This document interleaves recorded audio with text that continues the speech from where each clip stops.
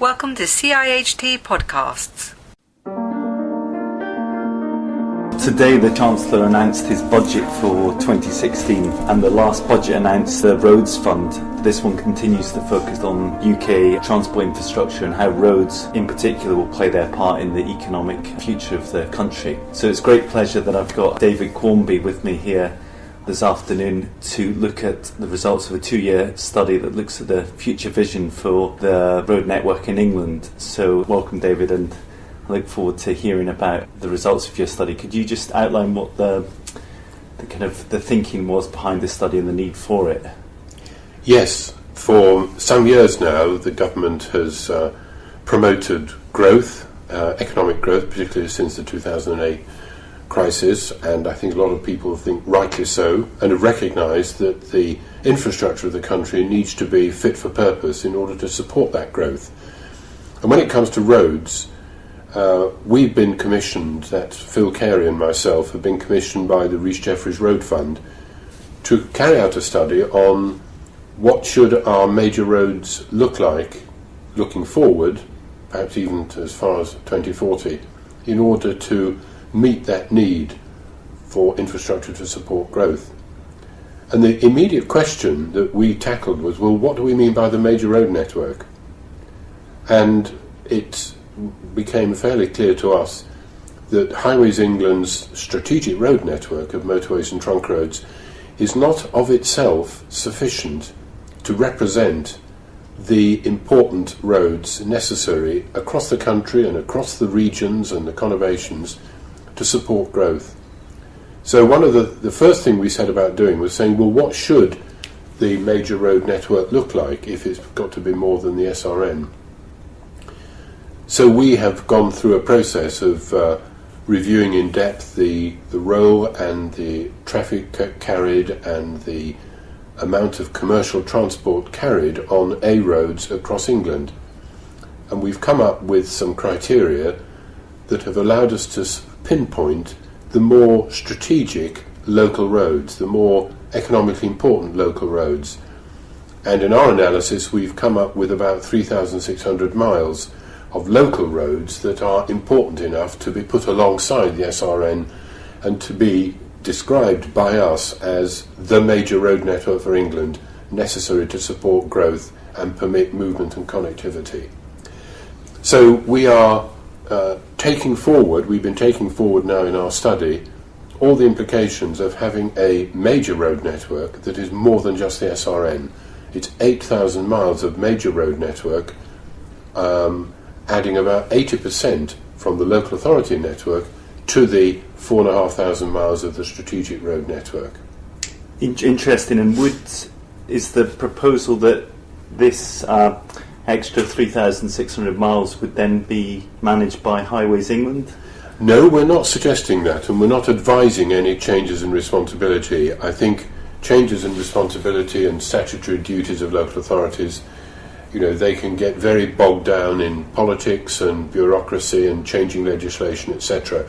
We're not advising that as necessary, because two things have happened, and one of them you've already mentioned in the last year. One has been the creation by the Chancellor from 2020 of the National Road Fund, which will be funded by vehicle excise duty, so it'll be about 6 billion or so, which would be made available for strategic roads. Now, the current interpretation of that means it's available for Highways England's strategic road network.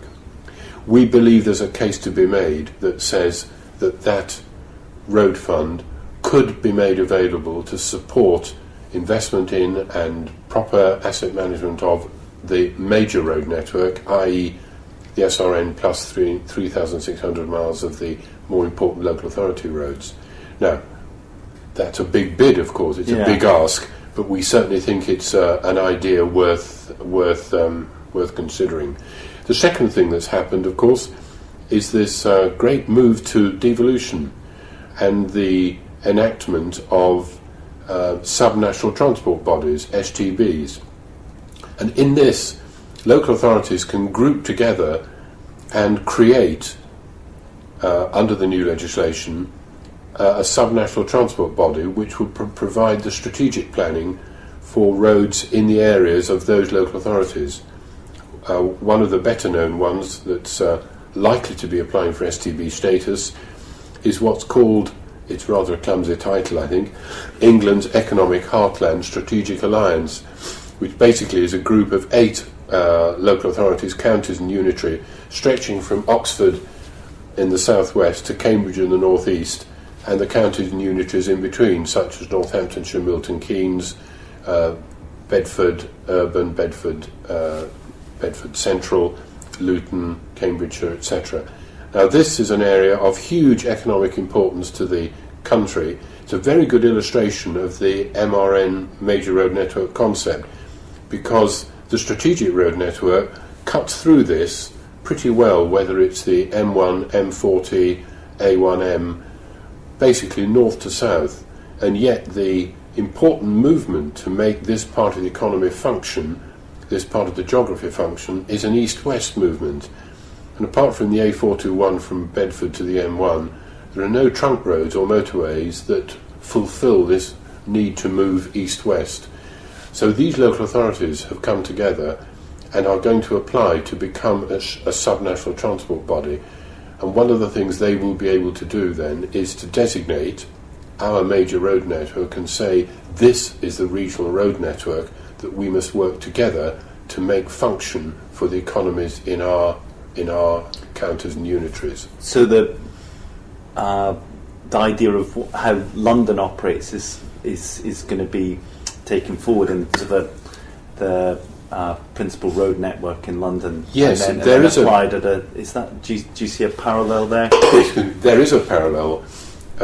It's a bit of a parallel because here you have the Mayor and Transport for London have responsibility for what's called the Transport for London Road Network, the TLRN, which is the strategic roads in London, and it's the London boroughs that are responsible as highway authority for all the other roads in London.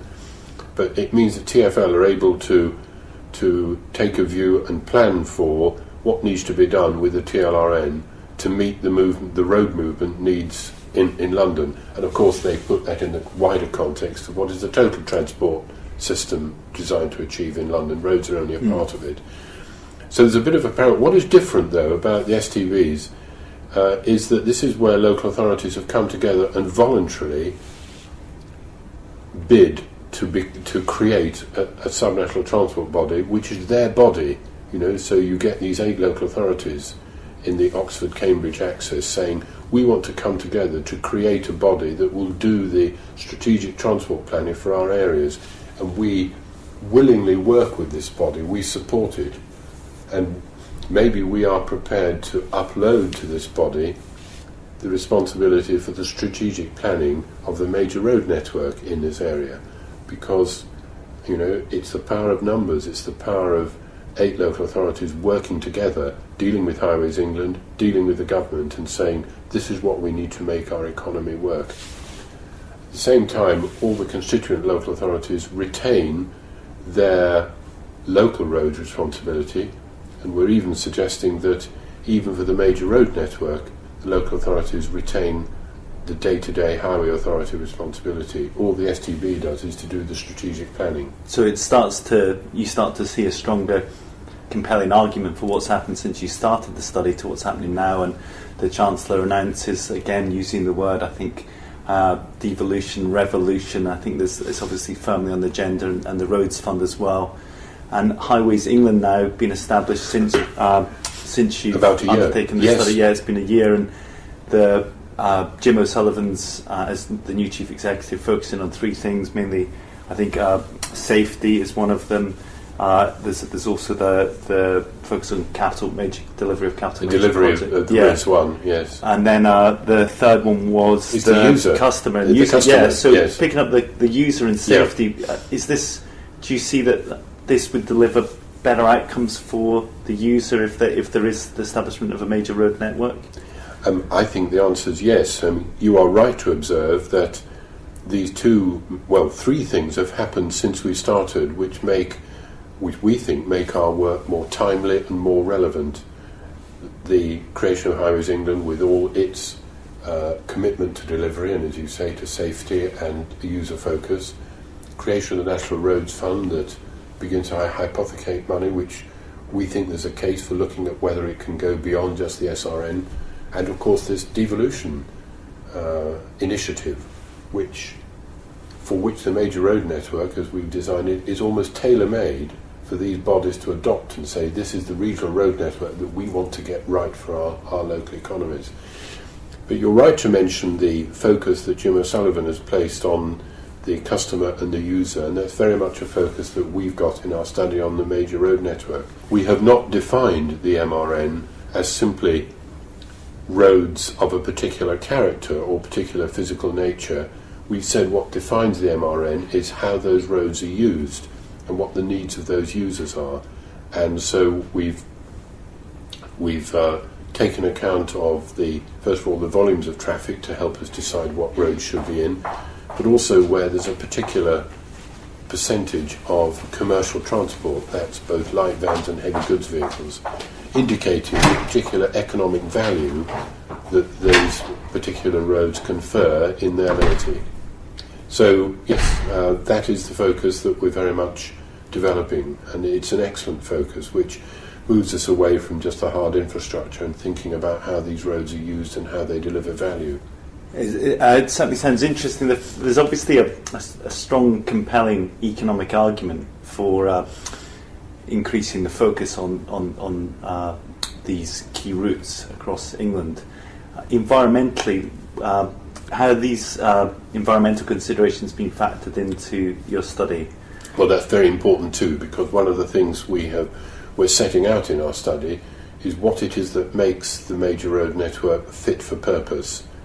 And for us, fit for purpose is not only that it's fit for the user in terms of capacity and the ability to move smoothly and without congestion.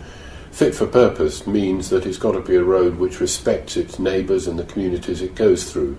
And that means they've got to be environmental effects have got to be mitigated, and particularly air quality, which is an issue on a number of major corridors at the moment, as you know. And secondly, the roads have got to be safe, and not just safe for the vehicular users, but also cyclists and pedestrians, and particularly where major roads go through. I'm not thinking of the motorways and expressways now, but the trunk roads and the local authority roads, particularly those that go in and out of urban areas, they have to be designed and managed in a way that respects the environment they're going through, the communities they're passing through, the impacts of the traffic on those communities, and how those can be mitigated. So we're articulating in our study a set of dimensions or components of what makes these roads fit for purpose. And it does embrace, as I say, the capacity and the management of demand, environmental impacts on local communities and mitigating those, making sure the roads are safe, and also, interestingly, making best use of technology as it becomes available, whether it's technology to help make vehicles safer on the road, and all sorts of ways in which that's happening now, technology that enables individual road users to make better and cleverer decisions about where and when they travel, technology that even enables them to make decisions about whether they need to use a vehicle on the road anyway, whether there's some other form of transport that will suit their needs and take one further vehicle off the road and make it easier for everybody else. Looking to the future, obviously it's a vision to 2040, and CIHT has a project looking at the future, CIHT Futures, which is due to report shortly. So, I suppose as a conclusion, in 24 years' time, in 2040, how would you envisage the people might be travelling on the road network then? Do you think it will be a lot more autonomous vehicles? Or do you think what kind of change do you see? There's a lot of debate, is there not, about how autonomous the vehicles will be that will be driving in that period of time. Whether it's for personal transport, whether it's goods transport, whether it's vehicles servicing premises like vans and so on. I think one thing is certain, the vehicles will be a lot safer on the road. We will see a massive reduction in accidents, collisions, injuries and so on, which will not only benefit safety, but it'll benefit capacity and movement on the road as well. So technology has the opportunity to have some very benign results here. Whether we will reach fully autonomous vehicles on the generality of our roads, I personally am sceptical. There's an awful lot of hype at the moment about what fully autonomous vehicles can do and might be able to do in the future. And of course, we know about the Google vehicles and others that people are experimenting with, and indeed projects being supported in the UK. And this is great. This kind of development must carry on. But I think that there's a world of difference between having a vehicle that is autonomous and can move itself around on a road when there's not a lot else around, and how you envisage a complete flow of fully autonomous vehicles on the typical busy British urban street with parked vehicles, traffic signals, children possibly, or pedestrians possibly walking out behind vehicles, pedestrian crossings, cyclists and so on. The cognitive task that the average driver goes through as they drive down a busy urban street is not to be underrated. Yeah. And I think it'll be a long time before we'll all feel sufficiently confident, and that goes, not just for drivers but for the whole community, that it's okay to have all those vehicles driven, completely automatically and autonomously. Yeah. So I think we're looking, in the time period we're talking about, at vehicles with a huge amount of assistance for drivers, what you might call partially autonomous vehicles. But I think it'll be beyond the timescale of our study before you begin to see substantial numbers of fully autonomous vehicles on the ordinary roads of this country. Well, certainly, going back to today's budget, it will be interesting to see if Treasury and the future Chancellor or the current Chancellor might extend the Roads Fund, but it certainly seems quite a compelling study, and I'm sure it will be looked at very carefully by a number of people.